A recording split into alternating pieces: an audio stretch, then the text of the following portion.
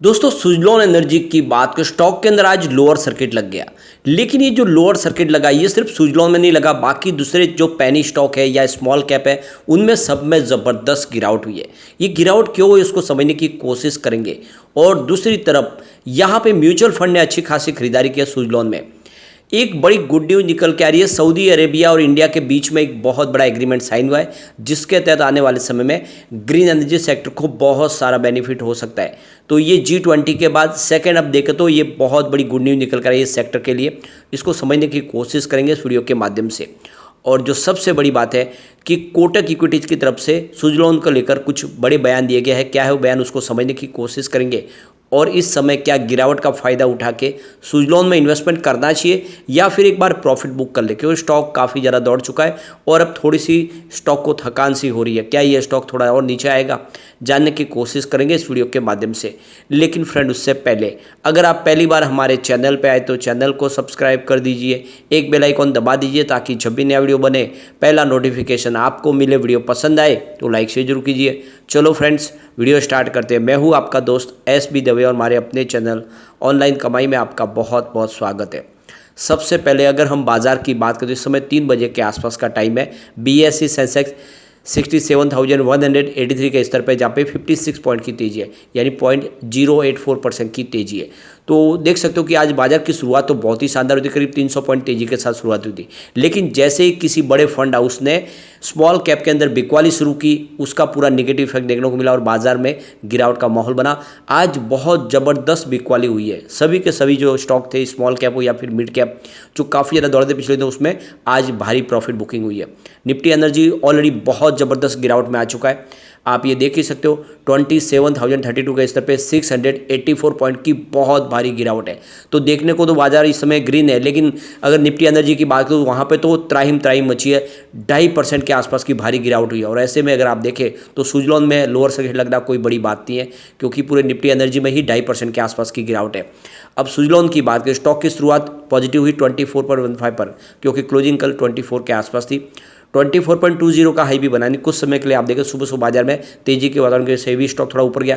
लेकिन देख सकते हो कि फिर जैसे ही बाजार में निगेटिव वातावरण बना, निफ्टी एनर्जी के अंदर जिस तरह भारी गिरावट हुई, एनर्जी के शेयरों में जो तेजी बनी थी वो सारी थमी और जो गिरावट शुरू हुई तो इसमें सीधा लोअर सर्किट लग गया, क्योंकि 5% की ही सर्किट लिमिट है। तो 22.80 पर लोअर सर्किट लग गया। वैसे अब आप ये देख ही सकते हो कि ऊपर के लेवल से काफ़ी ज़्यादा फिर से इस पर करेक्शन भी आया है। अभी आप ये देख ही सकते हो कि इस स्टॉक ने लोगों को माला माल किया है।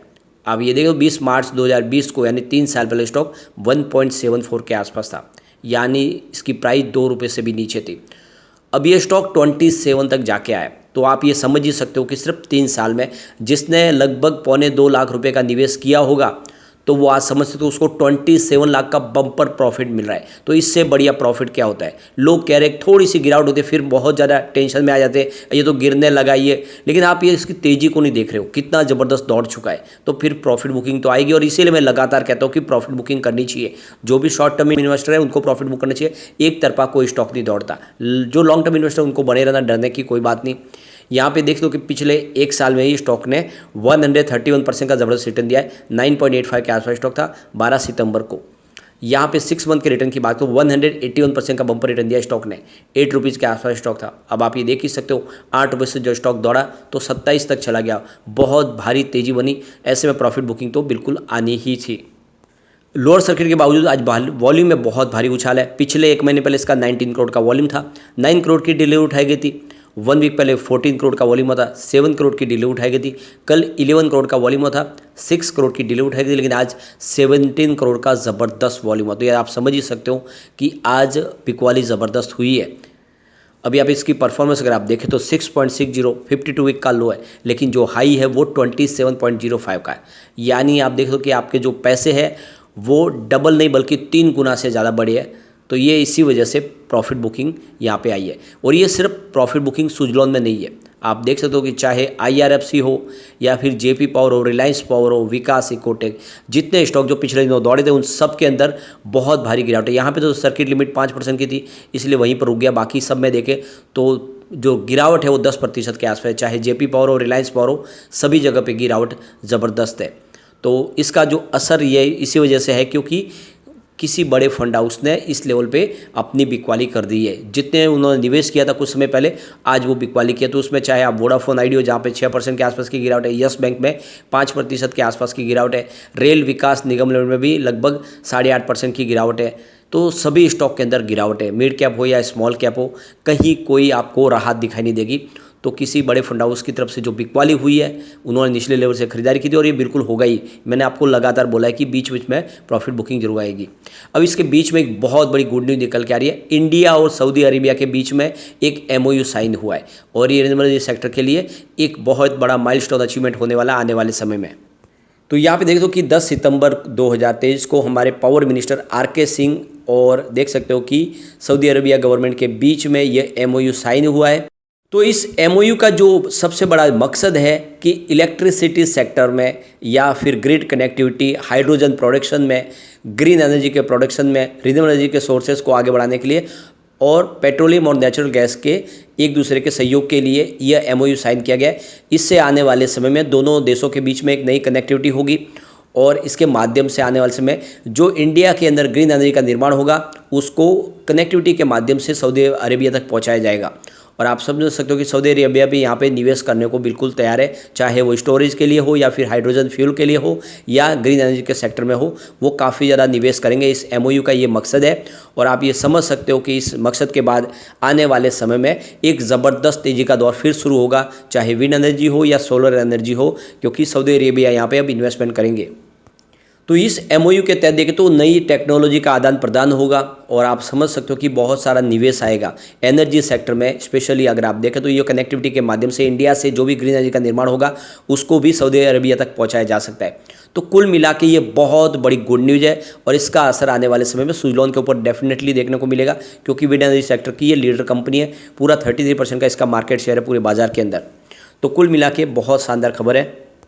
अब यहाँ पे एक चौंकाने वाली खबर निकल के आई है। कोटक इक्विटीज़ की तरफ से कहा गया कि सुजलॉन एनर्जी और भेल जो पिछले 6 महीनों में 200% के आसपास ज़बरदस्त रिटर्न दे चुके हैं, लेकिन आने वाले समय में ये जो प्राइस बढ़ी है इस प्राइस को मेंटेन रखने के लिए इनको अपनी कैपेसिटी को बढ़ाना होगा। तो यहाँ पे कोटक इक्विटीज़ का कहना है कि सुजलॉन एनर्जी जिस लेवल पे इस समय इसकी शेयर प्राइस, उस हिसाब से एनुअली उनको 5 से लेके 8 गीगावाट की कैपेसिटी को ऐड करना होगा, तभी इस प्राइस को वो जस्टिफाई कर पाएंगे। कोटक का कहना है कि सुजलॉन एनर्जी हो या फिर वेल हो, दोनों ही सोलर या बैटरी सेक्टर में नहीं है। ऐसे में ये जो प्राइस है ये उनके हिसाब से देखें तो ज़्यादा है और अभी कैपेसिटी उनकी कम है। तो कुल मिला के देख सकते हो कि जब किसी शेयर की प्राइस बढ़ने लगती है तो कोटक जैसे ये जो ब्रोकरेज हाउस है ये लगातार निगेटिव बातें करते हैं, उसकी वजह से माहौल निगेटिव बनता है और इसका असर भी आज देखने को मिला है। उनके हिसाब से जो प्राइस है उस हिसाब से उनकी कैपेसिटी, इंस्टॉल कैपेसिटी कम है। तो अब यहाँ पे उनको ये बात को उनको समझना चाहिए कि जब 2008 में शेयर की प्राइस 400 के ऊपर थी तब उसकी कैपेसिटी क्या थी। आज तो इसने 20 गीगावाट की कैपेसिटी को पाके एक नया इतिहास रच दिया है। लेकिन 2008 में आप देख सकते हो उस समय जब प्राइस 400 के आसपास थी, जब सेंसेक्स 15-16 हज़ार के आसपास था, अब सेंसेक्स जब 67,000 के आसपास है और आप देखें तो इनकी इंस्टॉल कैपेसिटी 20 गीगावाट को पार कर गई है, तभी लगता है कि शेयर की प्राइस ज़्यादा है। और ये लगातार ऐसी बातें आती रहती है और इसी वजह से पूरा माहौल निगेटिव बनता है। तो कुछ ब्रोकरेज हाउस लगातार ऐसे बातें करते हैं, लेकिन ओवरऑल देखें तो सुजलॉन में अभी तेज़ी बिल्कुल नहीं बनी है। ये अभी शुरुआत है, आने वाले समय इसमें बहुत ज़बरदस्त तेज़ी आने वाली है। अगर आप लॉन्ग टर्म इन्वेस्टर है तो इसमें आप बहुत मोटा मुनाफा कमा सकते हैं। यहाँ पे देखो कि कोटक का कहना है कि जो सरकारी कंपनी है भारत हेवी इलेक्ट्रिक लिमिटेड, उसकी जो इस समय प्राइस है वो भी बहुत ज़्यादा है। 14 से लेकर 20 गीगावाट की कैपेसिटी पर एनुअल उनको पाना होगा, तब जाके ये प्राइस को जस्टिफाई कर पाएंगे। तो कुल मिला के देख सकते हो जो शेयर की प्राइस बढ़ते हैं तब यहाँ पे इनके हिसाब से ये प्राइस नहीं बढ़नी चाहिए थी, अब बढ़ चुकी है, क्योंकि पहले लगातार देखे तो कोई ब्रोकरेज हाउस इसको कवर भी नहीं करता था। अब ये प्राइस ऊपर आ गई है तो लग रहा है इसको कैसे नीचे लाया जाए, उसकी बातें चलती रहती है। तो ये आप समझ सकते हो कि आने वाले समय सरकार ने कमर कस ली है। करीब 8 गीगावाट के पर एनुअल यहाँ पे टेंडर्स लाए जाएंगे विंड एनर्जी के लिए, जो बिड आएंगे उसमें सुजलॉन को बड़ा मौका मिलेगा। ऐसे में लॉन्ग टर्म इन्वेस्टर के लिए काफ़ी अच्छा मौका है। डीप में मिले उतना खरीदारी करें। फिलहाल दबाव में स्टॉक है, थोड़ी सी गिरावट जरूर होगी, फिर जैसे थोड़ा स्टॉक नीचे मिले आपको खरीदारी करनी चाहिए। आपको ये ध्यान रखना चाहिए बात कि 18.44 की प्राइस से तो जब यहाँ पे QIP लाया गया था तो बड़े बड़े म्यूचुअल फंड ने, चाहे इंडिया के और ग्लोबल म्यूचुअल फंड ने काफ़ी अच्छी इसमें खरीदारी की है। तो ये तो एक तरह से देख सकते हो कि 18.5 की जो प्राइस है वो तो फेयर प्राइस है। तो आपको अगर 20 रुपये के नीचे स्टॉक मिलता है तो आपके लिए अच्छा मौका है खरीदारी का, इन नई एंट्री करने का। अब यहाँ पे जो लेटेस्ट अपडेट निकल कर म्यूचुअल फंड ने अगस्त महीने में काफ़ी अच्छी खरीदारी की। कॉफोर्स में, Suzlon energy, federal bank, ACC में, ऐसे मिड कैप और स्मॉल कैप स्टॉक में काफ़ी अच्छी खरीदारी की है। तो यहाँ पे देखो कि आईटी फर्म कॉफोर्स में म्यूचुअल फंड ने करीब 90 लाख के शेयर खरीदे, यानी करीब 4,900 करोड़ के शेयर अगस्त महीने में खरीदे म्यूचुअल फंड ने। और दूसरी तरफ अगर हम सुजलॉन की बात करें, यहाँ पे देख सकते हो करीब 1,240 करोड़ के नए शेयर खरीदे अगस्त महीने में म्यूचुअल फंड्स ने। और यहाँ पे ये जो सबसे बड़ी बात है कि काफ़ी लगातार तेज़ी से म्यूचुअल फंड अपनी होल्डिंग को बढ़ा रहे। तो सुजलॉन के लिए काफ़ी अच्छी खबर है। अभी इस समय देखें तो प्रॉफिट बुकिंग हो रही है और सभी स्टॉक में हो रही है, हमने देखा है ऑलरेडी। तो यहाँ पर भी गिरावट, लेकिन जल्दी यहाँ पे शानदार तेजी बनेगी। तो लॉन्ग टर्म इन्वेस्टर के लिए तो काफ़ी अच्छा मौका है, खरीदारी आप कर सकते हैं। और short term, mid term investor चाहे उनको अच्छा प्रॉफिट मिला तो एक बार प्रॉफिट बुक कर सकते हैं। यहाँ पे जो रेटिंग है वो बहुत अच्छी है। मास्टर रेटिंग 5 स्टार में से 3 स्टार की रेटिंग है, जो बहुत अच्छी है। ईपीएस स्ट्रेंथ इसकी वीक जरूर है, क्योंकि 5 स्टार में मात्र 2 स्टार की रेटिंग है। लेकिन बायर डिमांड के मामले में देखें तो 5 स्टार में से 5 स्टार की रेटिंग निकल के आ रही है, जो बहुत ही ज़बरदस्त है। इसकी प्राइस स्ट्रेंथ भी बहुत मजबूत है। 5 स्टार में से 5 स्टार की रेटिंग है। ग्रुप रैंक के मामले में देखें तो 5 स्टार में से 3 स्टार की रेटिंग है। कुल मिलाकर इसकी रेटिंग बहुत अच्छी है, जो इशारा करिए आप लॉन्ग टर्म इन्वेस्ट के लिए करें इसमें, यह आने वाले समय आपको मालामाल कर देगा। लेकिन फ्रेंड, कोई भी इन्वेस्टमेंट करने से पहले अपने फाइनेंशियल एडवाइजर से बड़ी ले ले या अपना खुद का रिसर्च करें, क्योंकि मैंने वीडियो आपके एजुकेशनल पर्पज के लिए ही बनाया। वीडियो पसंद आए तो लाइक शेयर जो कीजिए और चैनल को सब्सक्राइब कर दीजिए। Thank you friend.